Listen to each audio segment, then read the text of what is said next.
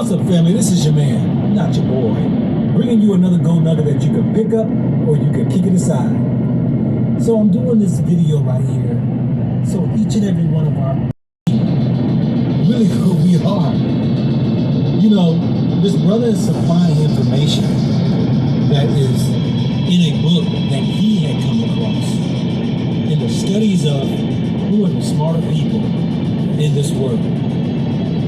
Who has the greater number of DNA genes, strands, groups than anybody else? So he goes in his books, he reveals this information. Now I'm saying, family, many of discoveries have been made that points to we are really that superior race of people. Now I'm not saying this as trying to be racist to you. We know there are some ignorant people, some foolish people that are out here who just happen to be black. What I'm saying though is, the study has proven that the original man who has come from Africa, from the test they did, found. We don't know about that Africa stuff because parts of America is Africa too, so. In their studies, that whoever has the greater number in the DNA group is the smartest. I didn't say it, he said it. Listen to the video, let me know what you think. To roll into something that he came upon, which has set the scientific world of white, which has set the scientific world of white geneticists into a fit. Dr. Robinson, like you were talking about the DNA series. Yes. A few years ago, my brother and I read a book called The Mark of Oppression.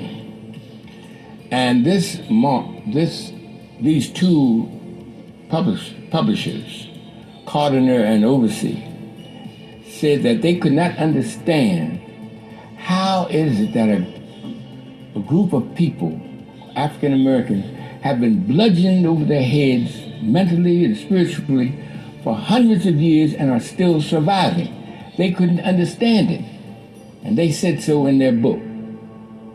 The answer came out in 1996, why it is that not only have African Americans survived the worst mental and spiritual bludgeoning of any people in recorded history, but they are becoming champions of everything in which there is a level playing field. No matter what it is, we predominate in every field. This is why they won't teach our children African history, because they know that once our children get on the same level playing field as their white counterparts, that they will dominate just like we dominate in basketball, baseball, football, track and field, and anything else in which there is a level playing field. So that while they teach their children about the greatness of their European ancestors, they won't teach our children about the greatness of their African ancestors, because then that would be a level playing field in academia, and they know that we will predominate just like all of these examples we've given them, that our children predominate when they know who they are from the African historical point of view. Now here's what I found out in 1996. A group of geneticists wrote this book. Little tiny pig. Geneticists. Can you identify where they're from and the group, how it came about? Yeah, okay. All right, sure. Yes, indeed. An organization is called the American Association for the Advancement of Science. The American Association for the Advancement of Science. Now, this organization is composed of people who study about DNA and the genome. And you've been reading about the DNA and the genomes. Well, this group of scientists came upon an idea by accident at first that different groups of people had different numbers of DNA series. Explain that. Now, a DNA series means that when your DNA is located, and say they get a hair from your head and you subject it to certain tests, they say, well, this is the DNA of Minister Brown, and yours is different from everybody else in the world, all right? Then they found further that not only are their DNA series different, but the number of DNAs in there are different in different groups. Whites have a different number of DNA, and blacks have a different number of DNA series. Apes have a different number of DNA series. Then they found this amazing thing, that the greater the number of DNA series, the smarter the person, the group is, the greater the probability of genius within that group. So they tested the orangutans, these 15 geneticists from around the world. Now, these geneticists came from 9 different universities, and we have here on the cover of the pamphlet they put out the names of these geneticists, and you can see them right there, right beneath the title of this pamphlet. Now, this pamphlet, most people have no idea what it means. But breaking it down, and after you study it and have it explained to you by a geneticist, a trained geneticist, you will find that they're talking about DNA series. Now, here are the names of these 15 geneticists from around the world: University of Japan, University of China, Yale University is the headquarters of this organization called the American Association for the Advancement of Science. And you see it down there. Now, this was copyrighted in 1996. All right. What it said is this, and this is the mind-blowing part. It said that when they tested the orangutan, they found out he only had 3 DNA series. When they tested the gorilla, they found out the gorilla had 4 DNA series, but he's a little smarter than the orangutan. They tested the chimpanzee, which is an ape, and found that he had 5 DNA series. Then they went all into the different races of the world. They went into Europe and tested the DNA series of the English, the French, the German, the Spanish, the Russians, and found they had 6 DNA series. Then they put all of this, what they found from around the world, on a map. And this map really is called the intelligence map of the world, because they tested 116 different human groups and found their DNA series numbers. All of them, all over the world, have 6. And they put the numbers in form of a little flag that you can see on this map. These little flags have a color. And they show, oh, this is upside down. I'm sorry. Yeah.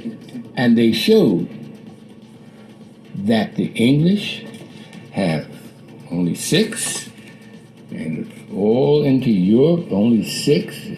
Went over into Japan and China, and they only have 6. Over into America, which is predominantly European, and they only have 6. Then they came to Africa, and they came to the part of Africa. Now, all the rest of them, they put in little flag colors. Those flag colors are orange, red, if you notice. So in other words, when they tested all of the outside nations, they only had 6, no matter where they were Even in America, they still only had 6, all of the outside nations. He's going to talk about the so-called black man and woman. He's going to talk about that next.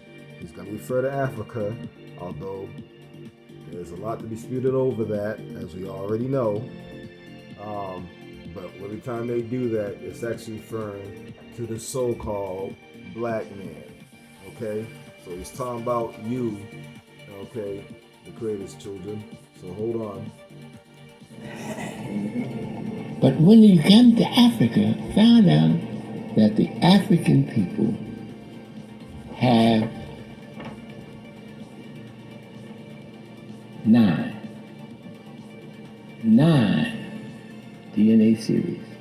From here, just below the Shanghai Empire, down to the foot of Africa. All those 10 nations. Remember, the whole world was connected at one point, and East America is actually supposed to be Africa, or what they say was Africa. But he's actually saying, anytime they say Africa, talking about you so-called black men, all around the world that are of the 12 tribes. Well, it's actually way more than 12 tribes. It's actually been chucked up and thrown out at this point. Of the Creator's children, he's talking about you. So it seems that we have 9. And maybe also in the world only has 6. So we're way more advanced than them, obviously. But this is getting crazy. You imagine the number they had, and it had to be 6? Of which African Americans descended from one of them. We have 9 DNA series, the greatest possibility of genius in our group. Now it's answered this age-old question: how can a people survive being told they're nothing for 400 years, never allowed to learn that they came from beautiful cities, and told they came from a jungle? How can a people survive? How can a people become champions in everything they touch? Because they have 9 DNA series, while the rest of the world has only 6. This is why they copyrighted this. And you notice on the outside of this, now this map is taken, I took this map right from this page here, and I blew it up so that the world could see it. Even though this is copyrighted, I can't let you have this book because it's copyrighted. The title of the book is called Global Patterns of Linkage, Disequilibrium at the CD4 Locus and Modern Human Origins. Global Patterns of Linkage, Disequilibrium at the CD4 Locus and Modern Human Origins. Now you have to be a geneticist to even know what they're talking about. But when we broke it down and interviewed Dr. Kidd, the head, he's the chairman at Yale University, we broke it down into plain everyday English so that the world would know that the African American is descended from those people who gave to the world the Great Pyramid, gave to the world science, gave to the world mathematics. A black man named Amos gave algebra to the world 3,700 years ago. It's in the world books, it's in the encyclopedias. They don't want our children to know this, because then that would make the playing field level for white children. And you know what happened when they made the playing field level in basketball and allowed black men to play. Out of 29 of the top seeded players in the world today, 28 are African American. When they opened up the Penn relays, when they opened up the Olympics and allowed blacks to run back in 1932, we've won all the gold medals. And the same thing will happen in the classroom when they allow our children to learn their African history. That's what this is saying. Dr. Robinson, are you saying that the African American also has 9 strands of DNA? I am saying that we are descended from the West Africans who have 9 DNA series. On this map, that these geneticists, you see the green down here? Well, that's where we're from. That's where African Americans are from. Did they test African Americans? They couldn't, they tested Americans as a group, whites. And they have 6. They didn't test African Americans because they know that we are the same people from West Africa. Oh, so they didn't have to? Didn't have to. Okay, that's true. That's true. How is it that you think that this evolved, that we evolved with 9 strands 9. below the Sahara? Well, it tells you in here. This book tells why. Preemie babies leaving the mother's womb too early, never develop to the same height that a baby that runs a full term. Right? White folks in the time, all mankind arose in Africa. All mankind arose in this part of Africa, right here. It's called the womb of Africa. That's the womb of Africa over here. Right there. No. That Kenya. Uganda. Yeah, that area. All mankind arose there. The great-granddaddies of white folks, great-granddaddies of Chinese, great-granddaddies of Japanese, our great-granddaddies, all of us look the same. All look like apes. That was... Now, we didn't look like no apes. I don't know why they keep having one of ours says we don't like apes. They say, we're not like no damn apes. Called Australopithecus. I don't know how technical you want me to get. Australopithecus was the granddaddy, great-great-granddaddy of all races. Now, they left the womb 800,000 years ago. Whites left the womb and wandered up into Europe, and the Chinese wandered over into Asia. And they left the womb before they were fully developed. That's why they did not develop melanin like we did. Those of us who stayed developed full term. They never developed the melanin-stimulating hormone. This is why we're the only race on the planet that does not have headlights in our hair. Headlights. They're little bugs. Yes. Yeah. Right. We're the only race on the planet because we developed full term. We lost our straight hair, that animal hair, over 150,000 years ago. You see, all other races have headlights because they never developed fully. Melanin is this magical chemical that is developed on the 5th layer of the epidermis of your skin. Now, we've been brainwashed to believe that the less melanin you have, the prettier you are, because that's the brainwash. That's like saying a naked person is prettier than a person with beautiful clothes on. If you get what I'm trying to say, the scenario, yeah. Melanin heals. When you cut yourself, the melanin rushes to the surface of your skin and forms a scab. What color is that scab? I don't care what color. Brown, dark brown. That's the melanin coming up to heal you. This is why we do not get skin cancer, because of the melanin prevention. The only place where we can get skin cancer, we live in quite a day, is in the palm of the hand and the fingers. Think about it, think about it, think about it, think about it, think about it.